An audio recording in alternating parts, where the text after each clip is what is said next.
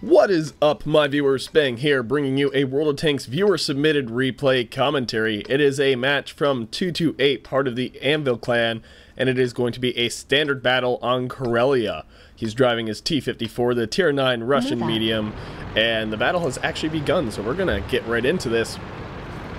He is platooned up with his buddy in what looks like an IS-3. Let me confirm that. It is indeed. And it is Clace King, who I like to say Classe King because, well, I just like to think that he's Classe, but I know it's probably pronounced Clace. Still, I'm just going to refer to him as King throughout the duration of this video. Now, the T-54, definitely a very strong Tier 9 medium. Some would argue the best Tier 9 medium, although it is debatable. I mean, I have not driven it yet. I'm at the T-44 on this line. The M46 Patton, on the other hand, the Tier 9 American, I have driven and I've done very well in. So the 46 Patton, you look at it fully upgraded and it's like, well, it doesn't really have anything too special going for it, but for some reason all of its average sort of stats come together to make a very exceptional tank in the right hands. The T-54, on the other hand, is just a bit more straight up better. I think it takes a little less skill to do well in, but at the same time it is not to say that you cannot do exceptionally well with some skill, just like the 46 Patton. Like I said, the whole best Tier 9 medium tank thing is debatable. Now, he is looking for some good shots, pulling out a bit sideways, but it does work. He doesn't get shot for it. The VK4502 Alpha certainly having a bit more resistant armor than he expected. Probably a good roll for the 45 and not so much for him. A bit hold down, trying to shoot for that hatch. Didn't really have it. He can definitely shoot for that upper plate and have a pretty good chance of penning. I think, I can't recall what the penetration is on this gun, however. Let me just refresh my memory. Yeah, with a penetration of 201, he should definitely be able to get through that. And he is still trying to shoot that hatch, but the 45 doesn't really have much of a chance of getting through the T-54 here all too easily. Now, the big threat, the Waffenträger E100, I failed to comment that this is a Tier 10 match, with basically half of each team being Tier 10s. And a lot of tank destroyers. You got 183s and Waffenträgers on both sides, an E3, a Foch 155. I mean, it's just not looking good for anyone that is not a Tier 10 in this match, especially the Tier 8s. King is still alive somewhere. He is currently down in the ditch on the Juliet 8 line. Yeah, let's call it Juliet 8. And he is just trying to stay alive, get some shots off, while 228 here is getting a bit sneaky and getting some long distance side shots on the T-44. Now, this is, keep in mind, 9.5. And in the recent patches, this map has changed a little bit. There is a way to get up on this hill from the center of the map, whereas currently in this version of the game, that does not exist. So, but this is why you want to take hill. If anyone's wondered why so many people die trying to take hill, this is why Waffenträger pretty much out in the open. The Waffle Monster is going to get beat to a bit, lose a little bit of health. Oh, taking some risky stuff. He is spotted, so the Leopard PTA returning the favor, shooting across the map. But this is typically why, ooh, right in the back of the turret, too. Not very nice at all. But, as I was saying, this is why you typically want to take the hill on this map. Not sure how that one found its mark. That's a bit of RNG right there. And the Leopard right back behind cover. I think 228 wants to take his revenge and eliminate that Leopard from the match.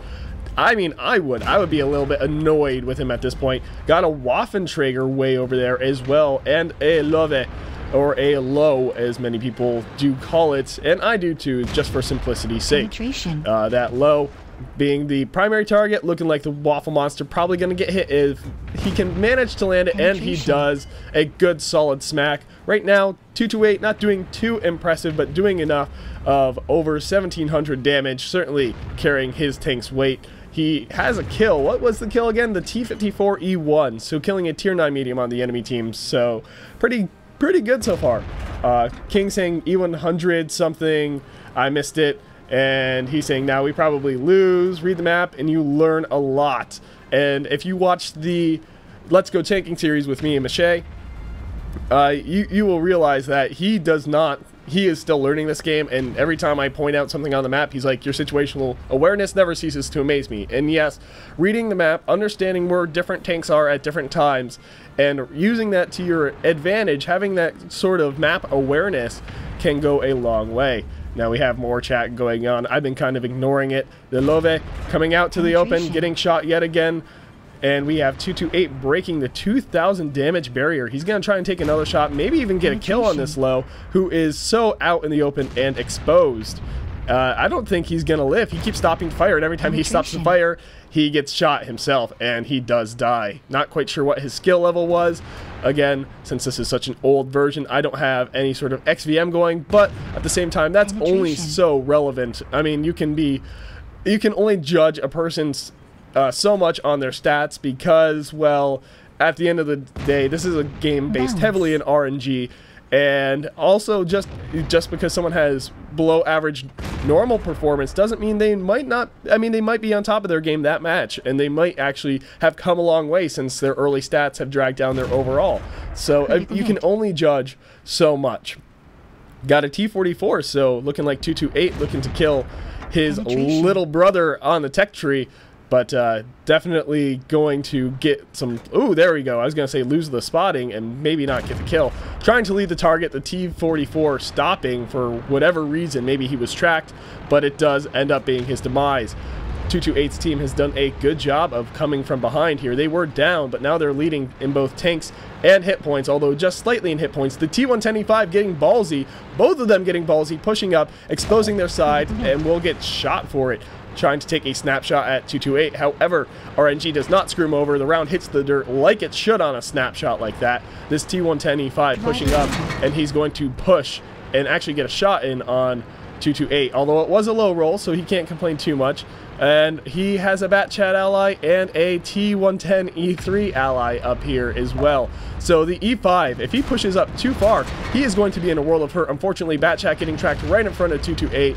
Probably won't survive for much longer, although 228 does drive around him and gets the shot off. Now he is falling back into this little divot, as he should, for his own survivability. Got a T-110E3, which will keep those E5s at bay to an extent. One of them pushing forward regardless, paying the price, and making him, ooh, I was going to say killable for 228, but the E50 across the map deciding he wanted to get that shot as well. They do have Waffentrager support, I believe, anyway, who should be able... Nope, actually, I take it back. Those E5s are probably too far, although I'm not 100% certain on that. He might have view range on him.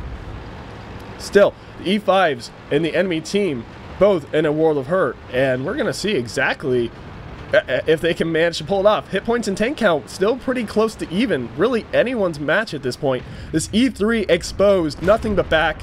Oh, but unfortunately the round did not connect. There's probably a rock or something there that is obscuring his shots. However, that one did find its mark, and with only 444 health left, an E50 to the front and a T-54 to his back, he's not looking too good. That is, ooh, wow, E100 sneaking up on 228 here. He really needs to do something to survive. Not quite sure he's gonna make it, and we're gonna, maybe he should, I don't think he should be tempting fate right here.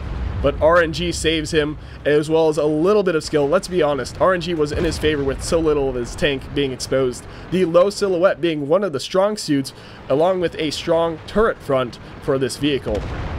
Not to mention just some troll armor in general. All that's left on this side is the Waffentrager. T-71 has gone towards base, apparently, in hunt of Artie, who has since repositioned. It is a GWE-100 who is capable of killing and derp shotting, TD moding that little scout tank if he manages to hit. However, 228 being a little bit passive now, trying to weigh his options, has a shot on that T-71 just barely. He will take it. The question is, ooh, there we go. He does hit. I actually didn't notice how much health that guy had. I'm not sure if he got an ammo rack or not, because I know he can't one-shot it from high health, but if it was damaged, he had a good chance of killing it in one shot. But I guess I'll just see in the post-game stats what kind of damage he did to that vehicle. This Waffentrager is all but dead, and 228 here is kind of running low on shells, but he does have enough to handle this enemy team. This Waffentrager being the largest threat right now on this flank. Triple kill. King died long ago on the southern flank, pretty much right where we last saw him, in Juliet 8. and this IS-7 still barely alive. Enemy artillery still very much a factor, and all that remains is that artillery in that 183, who is near death, but very much capable of killing the Waffenträger, especially if he is firing Hesh and hits him in the turret for full damage. However, the friendly artillery will remove that 183 as a factor, and the match is pretty much all but set at this point. I would be shocked if an enemy artillery, an Object 261, would be able to kill everyone on the enemy team. He's looking to derp, and he misses. So right here, all but sealed. The Waffenträger does kill the artillery, taking kill number 4 away from 228, but still getting high caliber with over 5,800 damage. And we're going to see what the actual damage was and how everyone else racked and stacked. Alright, and looking at these stats, now I was a little bit confused because right here it says he did 495 damage to this T-71, which I'm pretty sure is outside the range of his biggest high rolls, only one shot, but it says ammo rack was damaged but not destroyed. Like right here, the track is red for being destroyed. I'm a little bit confused. I'm guessing it probably had to have been destroyed because of the damage dealt, but I mean, it's in the fact that he killed it with that shot. So I'm just gonna go out on a limb and say that the kind of analysis there isn't quite so accurate. He does get Confederate, however, and it looks like this is on Quickie Baby. I'm sure he earned ribbons, but Quickie Baby doesn't have those. So, and to be honest, they aren't really super important.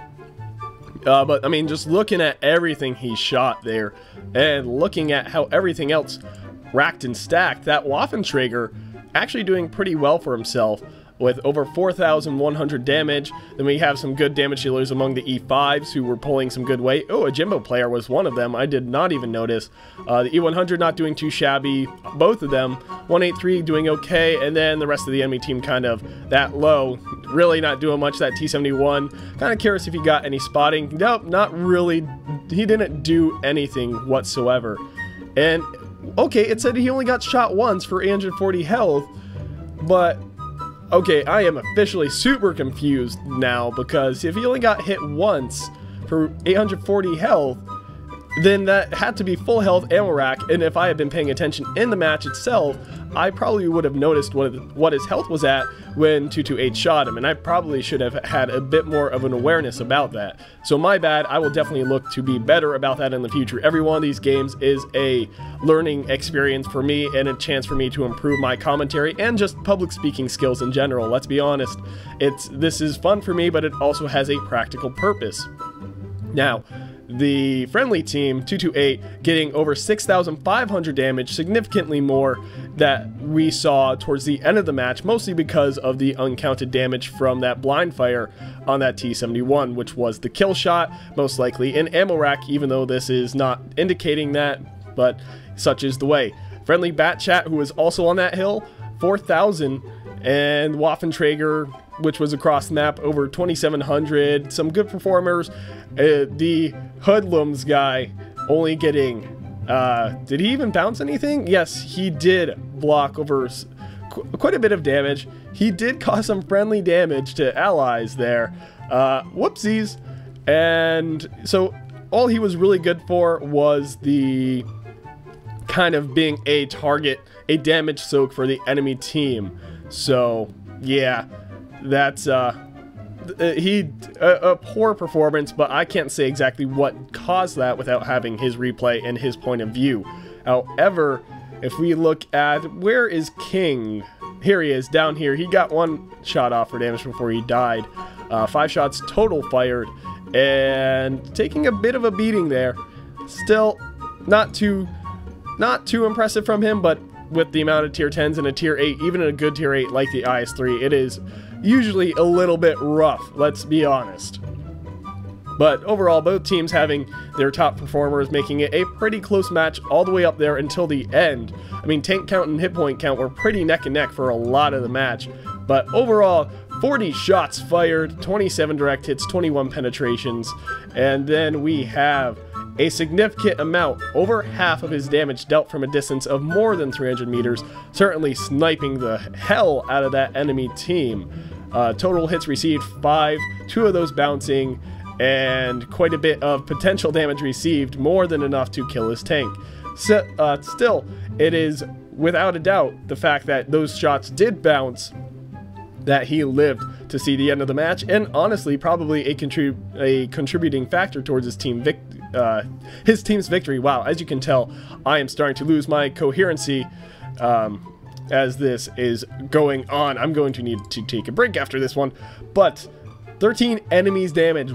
Wow, 13 damaged, only 3 of those destroyed, so he certainly shot enough enemy vehicles. If he had just managed to kill 3 of them, he would have gotten Top Gun and Confederate, but I mean, how often do you see that happen? It is a rare case indeed.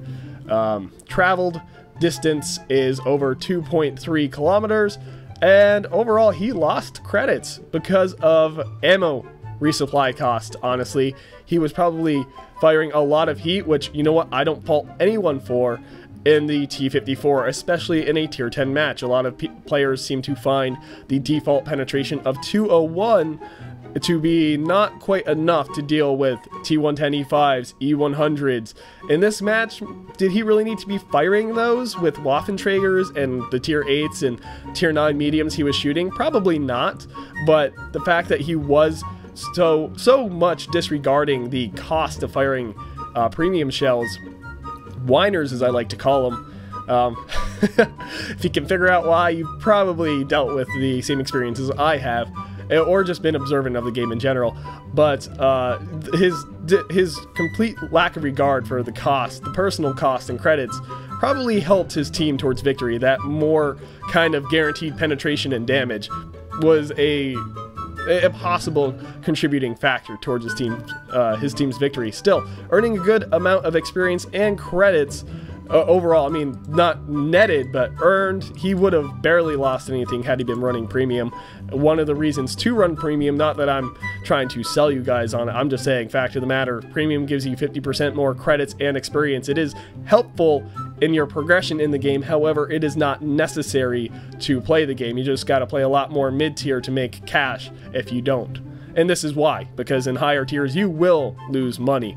But I have certainly rambled on long enough. But thank you all so much for watching. I hope you enjoyed the video. If you have a replay you think I should do a commentary on, there are instructions for how to submit in the description below. Also in the description below, there are other ways to follow and support my channel. But what's it? This has been Spang, and I am just oh so professional. Until next time, my viewers. MLG.